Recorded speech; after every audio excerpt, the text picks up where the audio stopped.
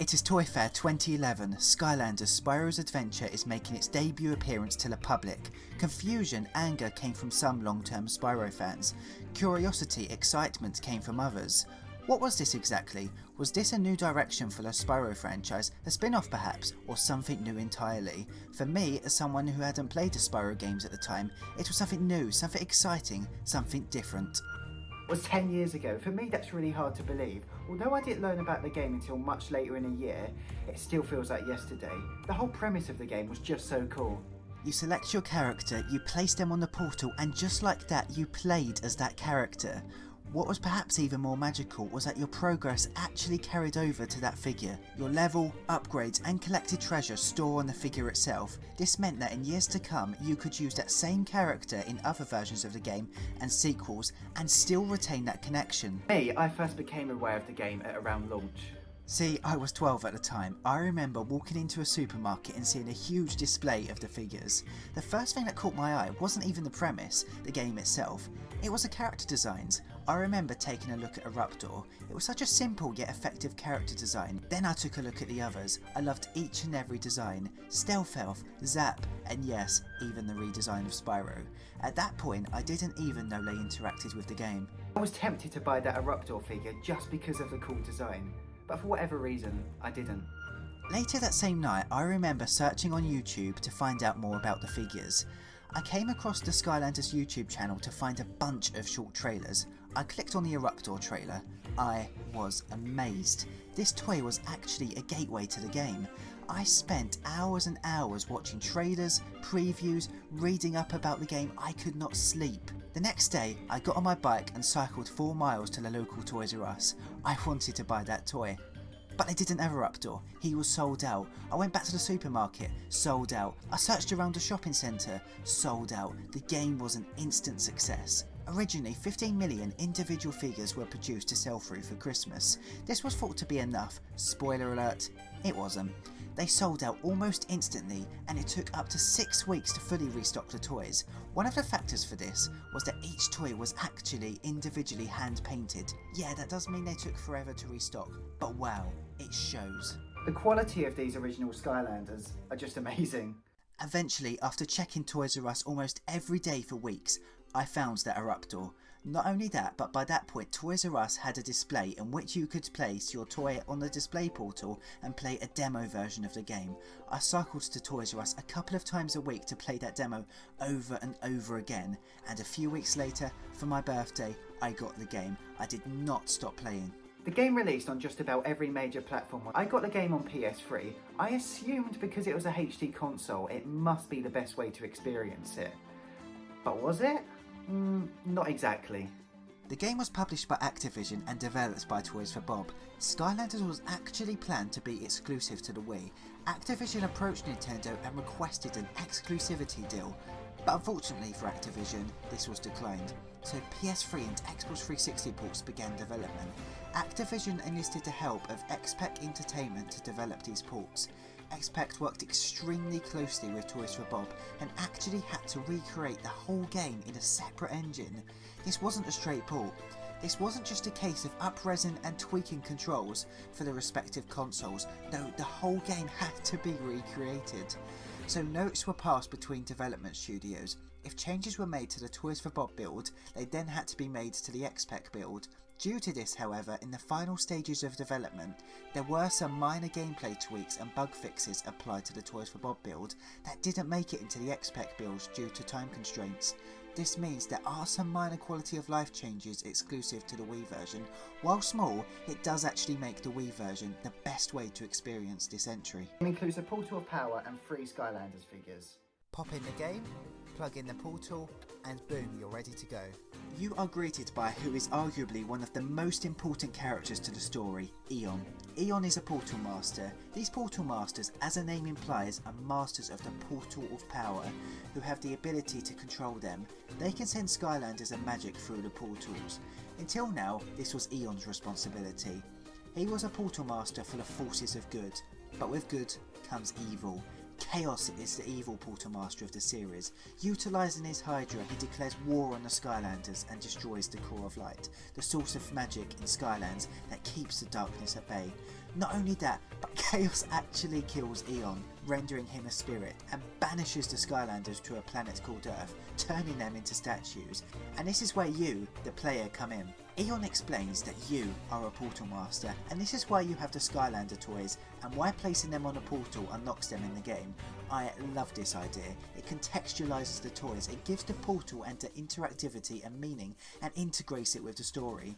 While later Toys to Life products also seamlessly integrated toys and games, they miss what made Skylanders so unique: contextualisation. See, in the context of the game, these aren't just a toy that represent a character. These are the actual Skylanders, just frozen into a statue. The toys aren't tacked on as an afterthought. No, the whole game is built around this fundamental idea that these are the actual Skylanders. The opening level sees Hugo, Eon's assistant who survived the assault from Chaos, address you, the Portal Master, directly, requesting you to send a Skylander for assistance. This is the moment. The camera pans out to a swirling vortex, awaiting the player to place a figure on the portal. When the character is placed on the portal, they greet themselves with a catchphrase of sorts, and then just like that, they are in the game. This is Shattered Island, a peaceful Mabu village being torn apart by a fierce tornado. Your mission: save the villagers, the Mabu. Flynn assists you in this level. This cocky balloonist is aligned with Hugo and acts as your transport between levels in the game's hub world. Levels are split into chapters. While linear in their objective, it's normally something such as save someone, collect something, or reach a target. They do actually offer a lot of exploration. Skylanders Spyro's Adventure features a 3-star rating system. The first star is awarded for simply completing the story objective. The second tends to be additional challenges: defeat a set number of enemies, complete the level without dying, find all hidden areas, and a speedrun.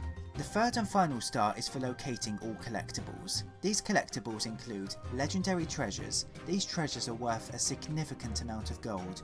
Winged sapphires. These are typically only found in a game's hub world, but will offer a discount on upgrades. Hats. As the name implies, hats that can be worn by all Skylanders and can be equipped through the game's menu. They offer a slight stat increase such as speed, power and health.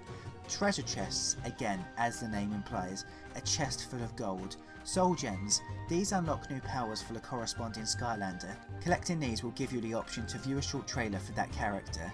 And finally, story scrolls. These actually expand on the lore of the series by giving a short tale about the world or its inhabitants. Some even give clues about the future of the franchise. One even talks about special light and dark Skylanders. They don't even appear until the 4th game in the series, Trap Team.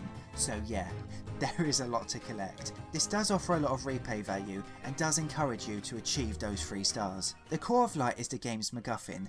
The aim is to collect the required pieces to rebuild to weaken Chaos and bring light to the darkness. These are the eternal sources and key magical components. These are scattered throughout the Skylands. Collecting these pieces will grow the core of Light from this to, well, this.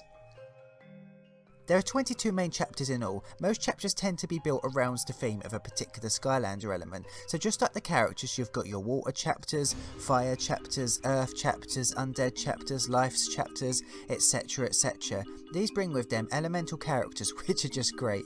You've got Arbo, son of Larbo, who it seems early in development was actually planned to be a Skylander. You've got T-Bone, a skeleton with missing bones who you actually have to hunt down pieces to rebuild. There's a sarcastic Gurglefin. There's the insanely cool Weapon Master who I really wish was a playable Skylander. There's so many memorable, fun characters who I could spend all day listing. The game at its core is an action-adventure game. It's not a platformer for one simple reason: you can't jump. Yeah, this kind of shocked me first when I first played the game. I was searching frantically for the jump button. I couldn't find it anywhere. I thought I was missing something. At first, I did dislike this. Playing a game of this style just felt wrong without the ability to jump. I'd see islands just out of reach or platforms just above with treasure, like it was teasing me. I just wanted to jump over and collect it, but the more I played it, the more it clicked. It actually works. There are normally bounce pads that offer platforming challenges, which are okay, but what I really like are environmental hazards that make up for the lack of jump. For example, in any platformer you see a collectible, but there is water between you and the collectibles. What do? Jump, right? Collect a treasure and go on with the level. In Skylanders, it encourages you to switch up your playstyle. There's some water separating the Skylanders and the collectible, but you're playing as a character made of fire. Well, you can't just cross the water, you'll die. So you have to switch to a character of wings that can fly over, or a Skylander of the water element. Then there are plenty of instances where this happens. Some lava separating the character and the treasure. Simple. Switch to a Raptor, the character literally made of lava. Or Ignitor, the fire Skylander with impenetrable armour. This ensures that you never get quite comfortable with a certain Skylander and feels incredibly organic. There are two other gameplay mechanics that encourages switching Skylanders. One feels incredibly artificial and the other, I like in some respects, but it can slow down the pace. Every now and then in a chapter, Ian will tell you which element is stronger in that area. In some areas it makes complete sense, in others it really doesn't. For example, why is this area stronger for tech Skylanders? There is no visual reason for that to be the case. I feel this would have worked better on a level to level basis. So for example, the whole chapter would be built around a certain element. A forest level obviously benefiting life Skylanders, a field, a village, life Skylanders, a lava area, fire Skylanders, and you get the point. The other way in which the game encourages the player to switch up characters is elemental gates. These are gates that are built around that particular element. They do break up the pace a bit, but they can offer some really fun gameplay moments. Each of these areas contain a collectible that you will need for that third star, and that is where the game can get incredibly controversial. See, you only need a single Skylander to finish the story, however, you will need one of every element to 100% the game. Game already includes 3, magic, water, tech. So that leaves 5 more to get. That's fire, earth, air, life and undead. These were £6.99 at launch, so on top of the £70 asking price for the base game, that was an additional £35. That is £105 for the game and to 100% it. Yeah, it's not cheap. However, today you can actually buy the game and the required figures for around £30. In addition to that, post-launch Activision released expansion packs, but not in a traditional sense. This is Toys to Life after all. So expansions came in a form of adventure packs. These included a new figure normally exclusive to that pack, 2 magic items which when placed on a portal somehow power up your Skylander, and hey, even Sparks from the Spyro games makes an appearance as a magic item to assist you. Finally, a level piece. These unlock one of 4 available expansion levels, and these were £30 each at the time. This effectively doubles that price. This makes the game incredibly expensive to do absolutely everything. Today you can pick up these level pieces for next to nothing, but at the time, wow, it was a hard pill to swallow. Getting into the game now, you're in a much better position to acquire the required pieces. Music is a highlight of the game and the series, with level themes composed by Lorne Balfe and the main theme by Hans Zimmer. It leads to some fantastic memorable tracks which blend with its respective level incredibly well. Boss fights in the game are interesting. As I mentioned, Chaos is a portal master of evil. This means that he has his own set of Skylanders that he will use against you. But not only that, he is a sorcerer of dark magic. Boss fights will correspond to the eternal elemental source you are battling over. For example, fighting Chaos for the eternal water source, he will use water Skylanders against you, as well as water spells. Who can forget the iconic Doom Sharks? These offer a risk-reward scheme. Avoid the Doom Sharks completely to avoid any damage. However, if you want to dodge them by just an inch, they will actually heal you. It's quick thinking decisions like these that make these boss fights some of my favourite in the series. And then there's the final boss. And wow, what a final boss. It is incredibly difficult. You're fighting against Chaos, all of his Dark Skylanders, and his Hydra who destroyed the Core of Light, who has all of Chaos's previous spells from boss fights. Such an exhilarating and challenging boss. Once you beat him, however, you give Chaos a taste of his own medicine by banishing him to Earth. You'd assume that would be the end of the game, right? No, there's so much content packed into this game.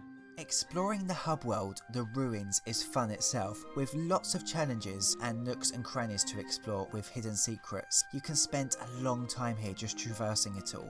Of course, every Skylander has an upgrade path. It is a simple one, but I do think it strikes the right balance. Skill trees are really hit or miss. 9 times out of 10, it's a miss. Keeping it simple allows each character to progress enough for it to feel rewarding, but not too much in that it's overwhelming. Imagine a complex skill tree for every single Skylander. 1, it would be so time consuming for the developers, and 2, it would be an absolute nightmare to keep track of all of your Skylanders. Each Skylander has 2 attacks by default. The third is one of the first upgrades on the skill tree. Then you'll be made to choose one of 2 paths, upgrading and refining one of those 3 skills. Finally, the Soul Gem power is unlocked to purchase when the corresponding Soul Gem is located in one of the game's chapters. Then there's a leveling system. Collecting XP from defeated enemies will fill up the experience bar. Filling up this will increase a character's level. The Skylander can reach to a maximum of level 10. Each level increases the character's hit points. Then there's PvP, a simple player versus player battle arena which can be a lot of fun. Finally, to increase the character's stats are heroic challenges. Each new Skylander placed on a portal unlocks a new one. However, any Skylander can play any heroic challenge. These are kind of the game's side quests. These levels tend to be far more open than that of the main chapters and normally have an objective such as locate a number of MacGuffins, defeat a set number of enemies, or traverse through a labyrinth. These are so much fun. When you consider there are 32 Skylanders and 32 heroic challenges, that means to upgrade every Skylander through this, there is a total of 1024 individual ways to play these. So you really want to prioritise which Skylanders you really want to fully upgrade through this program. Your favourites, the weaker ones that could really benefit from it. Unless you have a lot of time on your hands, it will be a struggle to fully complete these. Skylanders Spyro's Adventure is special to me. It's a game that I come back to year after year because it's a game that started my love for this series, and it's a game where you can see the love and passion put into it by the developers.